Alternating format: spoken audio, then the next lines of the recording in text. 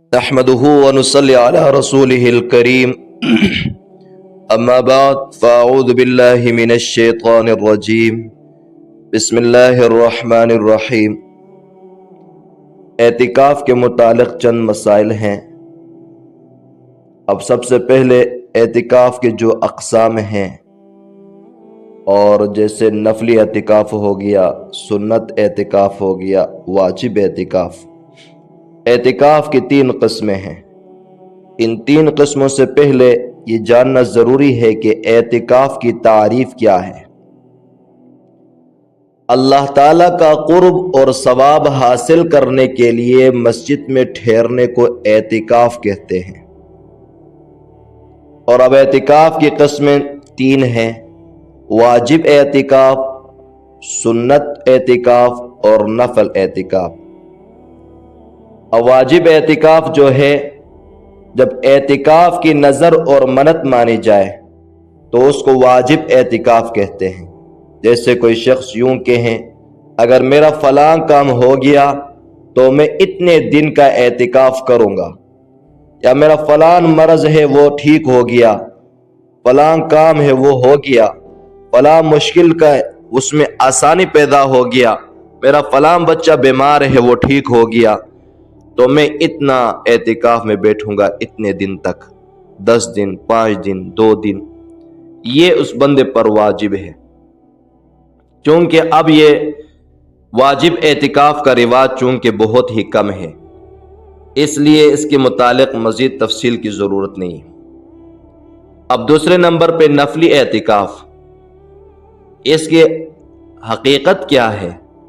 اللہ تعالیٰ کا قرب اور ثواب حاصل کرنے کے لیے اعتکاف کی نیت سے مسجد میں ٹھہرنے کو نفلی اعتکاف کہتے ہیں۔ خواہ جتنے دن بھی ٹھہرے یا جتنے دیر ٹھہرے، 1 گھنٹہ ٹھہرے، 10 منٹ ٹھہرے، اس کی مرضی ہے، اس کو اعتکاف کا ثواب ملے گا۔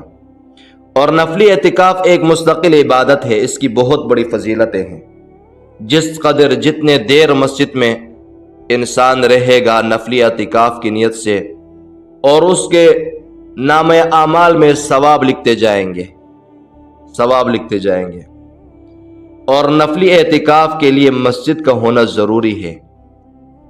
اور اگر کوئی عورتیں ہیں اور وہ مسجد میں نہیں آ سکتے تو ان کو گھر میں ان کے چھوٹی مسجدیں بنی ہوتی ہیں، نماز کے لیے جگہ ہوتے ہیں، ان جگہوں میں بیٹھے اعتکاف کی نیت کرے، ان کو بھی اعتکاف کا ثواب ملے گا۔ اب یہاں سے تیسرے نمبر پہ جو ہے وہ سنت اعتکاف۔ ماہ رمضان المبارک کے آخری عشرے کے اعتکاف کو سنت اعتکاف کہا جاتا ہے۔ اب ماہ رمضان کے آخری عشرے کے اعتکاف کی شرعی حیثیت کیا ہے؟ ماہ رمضان المبارک کے آخری عشرے کا اعتکاف یہ سنت مؤکدہ ہے۔ البتہ حضرات فقہائے کرام نے اس کو سنت علی الکفایہ بھی قرار دیا ہے۔ یہ ضروری ہے ایک بندے کا بیٹھنا، جس کا مطلب یہ ہے کہ ویسے تو ہر ایک کو چاہیے کہ وہ اس فضیلت و ثواب کے عمل کو سر انجام دے، کیونکہ بہت ہی مفید عبادت ہے، اہم عبادت ہے۔ لیکن اگر کسی مسجد میں کوئی ایک شخص بھی اعتکاف کر لے تو سب کی جانب سے سنت ادا ہو جاتی ہے۔ اب یہ ماہ رمضان میں سنت جو اعتکاف ہے کتنے دن کا ہے؟ سنت اعتکاف پورے آخری عشرے کا ہوتا ہے۔ اس لیے جو حضرات عشرے سے کم کے اعتکاف کے لیے بیٹھنا چاہیں تو ان کا اعتکاف سنت نہیں ہوتا بلکہ نفلی اعتکاف کہلایا جائے گا، اور اس پر نفلی اعتکاف ہی کے احکام جاری ہوتے ہیں۔ اچھا، جو لوگ سنت اعتکاف کو 10 دن نہیں بیٹھ سکتے، چند دن بیٹھ رہے، 5 دن، 4 دن، 6 دن، تو چاہیے کہ وہ نفلی اعتکاف کر کے بیٹھ جائیں، ان کو ثواب ملے گا نفلی اعتکاف کا۔ اب اعتکاف میں کون بیٹھ سکتا ہے؟ اعتکاف میں بیٹھنے کے لیے کوئی شرائط ہیں کہ نہیں؟ ہر وہ مسلمان جو عاقل ہو وہ اعتکاف کے لیے بیٹھ سکتا ہے، چاہے مرد ہو یا عورت۔ اور اعتکاف میں بیٹھنے کے لیے بالغ ہونا شرط نہیں ہے۔ نابالغ لڑکا یا لڑکی اگر وہ سمجھدار ہو، بیوقوف نہیں ہو، کمزور نہیں ہو، سمجھدار ہو، وہ بھی اعتکاف میں بیٹھ سکتا ہے۔ یہ فتاوی محمودیہ میں ہے۔ اور اب یہاں سے سنت اعتکاف کب شروع ہوتا ہے؟ رمضان المبارک کے آخری عشرے کا اعتکاف 21 رمضان کی رات سے شروع ہوتا ہے۔ جب عید کا چاند نظر آ جائے تو یہ اعتکاف ختم ہو جاتا ہے۔ یہ فتاوی محمودیہ میں لکھا ہے۔ مرد کے لیے اعتکاف میں بیٹھنے کا طریقہ یہ ہے کہ 20 رمضان کو سورج غروب ہونے سے پہلے اعتکاف کی نیت سے مسجد آ جائے، تاکہ جب سورج غروب ہونے لگے تو یہ اعتکاف کی حالت میں ہو، اور جب عید کا چاند نظر آ جائے تو اعتکاف ختم ہو جاتا ہے۔ اس کے بعد مسجد سے نکل سکتا ہے۔ اب یہاں پہ جو شخص 20 رمضان کو سورج غروب ہونے سے پہلے اعتکاف کے لیے نہیں بیٹھا، بلکہ سورج غروب ہو جانے کے بعد بیٹھا، تو اس کا اعتکاف سنت نہیں کہلائے گا۔ اس کے باوجود جو بھی بیٹھنا چاہے بیٹھے، وہ نفل شمار ہوگا، لیکن اس کا جو سنت اعتکاف ہے وہ نہیں۔ اب اعتکاف کے لیے نیت کا ہونا ضروری ہے کہ نہیں؟ نیت کرنا چاہیے کہ نہیں؟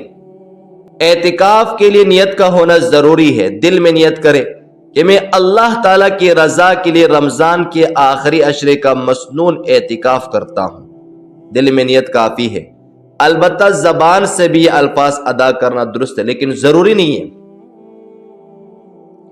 سنت اعتکاف کی یہ نیت 20 رمضان کا سورج غروب ہونے سے پہلے کرنی ضروری ہے۔ اور جس نے مسجد میں آیا، مسجد میں آنے کے بعد نیت نہیں کی، سورج غروب ہو گیا، پھر اس کا سنت اعتکاف نہیں رہے گا۔ مسجد میں تو آیا اپنے بسترے لے کر، اعتکاف میں بیٹھنے کے لیے آیا، لیکن نیت نہیں کیا، اس کا ارادہ نہیں تھا، سورج غروب ہو گیا۔ غروب ہونے کے بعد اگر نیت کرے وہ قابل قبول نہیں، وہ نفلی اعتکاف شمار ہوگا، سنت اعتکاف نہیں۔ اعتکاف کے لیے مسجد کا ہونا ضروری ہے، اور مسجد میں ہی اعتکاف کرنا ہے۔ اعتکاف کے ساتھ روزے رکھنا بھی ضروری ہے۔ اچھا، یہاں سے معتکف جو ہیں، اعتکاف میں بیٹھنے والے جو شخص ہیں، ان کو مسجد کے حدود کا معلوم ہونا بھی ضروری ہے کہ مسجد کا جو حد ہے کہاں سے کہاں تک ہے۔ لہٰذا مسجد کا حدود اگر معلوم ہو پھر معتکف کا اعتکاف درست رہتا ہے۔ اگر معلوم نہیں ہے تو پھر وہ اگر مسجد کے جو حدود ہے وہاں سے باہر نکلے بلا کسی عذر کے، بلا کسی تقاضے کے، تو پھر اس کا اعتکاف ٹوٹ جائے گا۔ پھر اگر دوبارہ بیٹھنا چاہے تو نفلی اعتکاف شمار ہوگا۔ اب مسجد میں چادریں لگانا، پردے لگانا اعتکاف کے لیے لگا سکتا ہے۔ اس کے فائدے یہ ہیں کہ چادر لگائیں گے تو پھر یکسوئی پیدا ہو جائے گی۔ عبادات میں، ذکر اذکار میں، قرآن پڑھنے میں انسان یکسو رہتا ہے، ان کا ذہن، ان کے خیالات ایک جگہ پہ آ جاتے ہیں۔ اور اگر نہ بھی لگائیں تو کوئی مسئلہ نہیں ہے، ضروری نہیں ہے کہ چادریں لگانا، اگر کوئی لگانا چاہے لگائے، نہ لگائے تو بھی ٹھیک ہے، اعتکاف میں کوئی فرق نہیں آئے گا چادروں سے۔ تو اعتکاف جو ہے یہ چند چیزوں سے ٹوٹ جاتا ہے۔ کن چیزوں سے اعتکاف ٹوٹ جاتا ہے؟ اور سنت اعتکاف کے لیے روزے کا ہونا شرط ہے، اور روزے کے بغیر یہ اعتکاف درست نہیں ہوتا۔ یہ وجہ ہے کہ اگر اعتکاف کے دوران معتکف نے کسی بھی وجہ سے روزہ کو توڑا، خود ٹوٹ گیا یا توڑا، یا کوئی بیمار ہو گیا ٹوٹ گیا، تو اس کا اعتکاف بھی ٹوٹ جائے گا۔ یہ سنن ابی داؤد کی حدیث سے ثابت ہے، اور در مختار میں بھی ہے، اور فتاوی عثمانی میں بھی یہ لکھا ہوا ہے مسئلہ۔ معتکف شرعی اجازت کے بغیر مسجد سے نہ نکلے، کسی شرعی اجازت کے بغیر مسجد سے نہ نکلے بالکل۔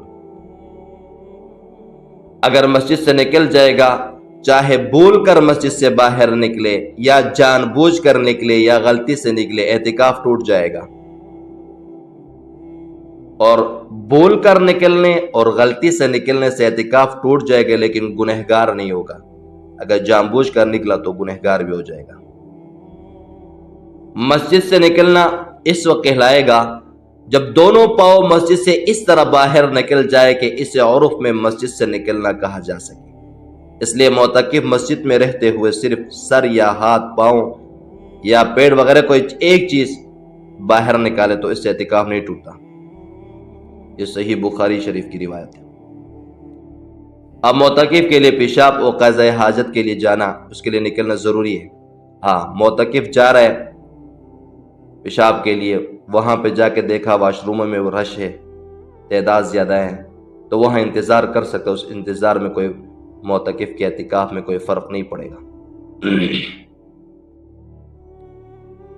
اچھا، اب یہاں پہ معتکف کے لیے وضو کے احکام بھی ضروری ہے۔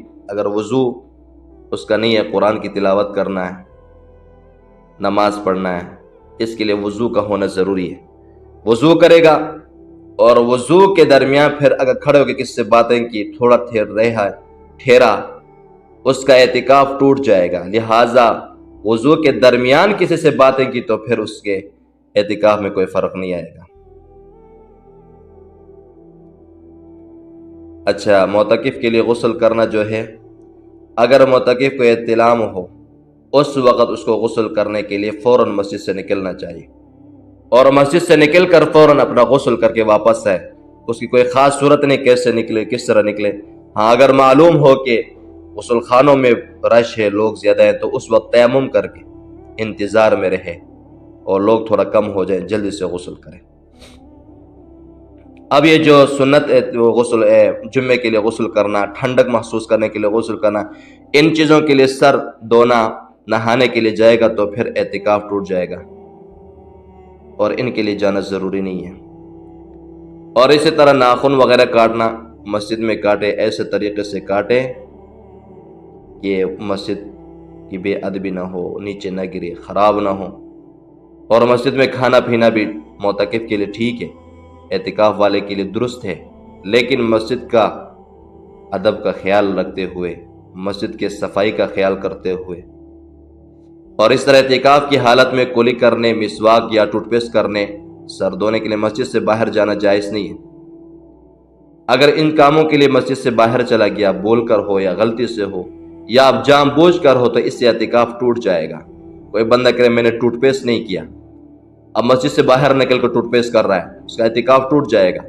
سر دھونے کے لیے جا رہا ہے، کلی کرنے کے لیے باہر جا رہا ہے مسجد سے، ان تمام چیزوں میں ان کا اعتکاف ٹوٹ جائے گا۔ مسائل اعتکاف کے فضائل و احکام میں یہ بات درج ہے۔ اور اسی طرح کنگھی کرنا، بال ناخن کاٹنا مسجد کے اندر اس کے لیے کسی حد تک جائز ہے، لیکن مسجد سے باہر نکلنا پھر اس کا اعتکاف ٹوٹ جائے گا۔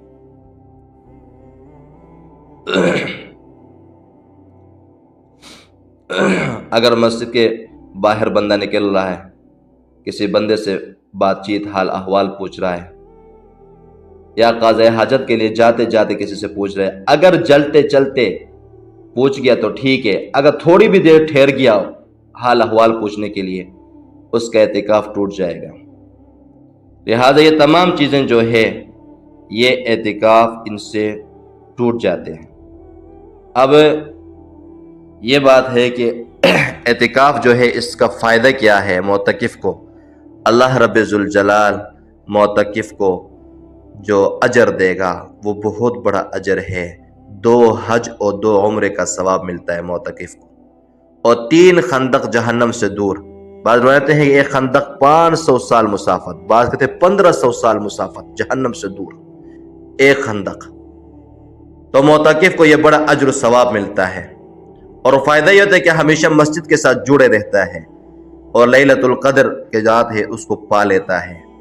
اور مسجد میں جو ہے ماحول، صاف ماحول، قرآن، ذکر، اذکار، نماز کے ساتھ ان کا تعلقات، اس کا روح تر و تازہ ہو جاتا ہے۔ لہٰذا جتنے بھی حضرات چاہیے کہ وہ اعتکاف میں بیٹھیں، اگر نہیں بیٹھ سکتے کسی اور کو بٹھائیں، اپنے کسی گھر میں سے کسی کو بٹھائیں، بیٹے کو، اپنے بھائی کو۔ اگر پھر بھی نہیں تو جو اعتکاف میں بیٹھے ہوئے ہیں ان کی خدمت کرے، ان کے لیے افطاری کا انتظام کرے، سحری کا انتظام کرے، پھر بھی آپ اس ثواب میں شامل ہو جاؤ گے۔ جو کچھ پڑھا سنا اللہ اس پر عمل کرنے کی توفیق عطا فرمائے۔ وآخر دعوانا الحمدللہ رب العالمین۔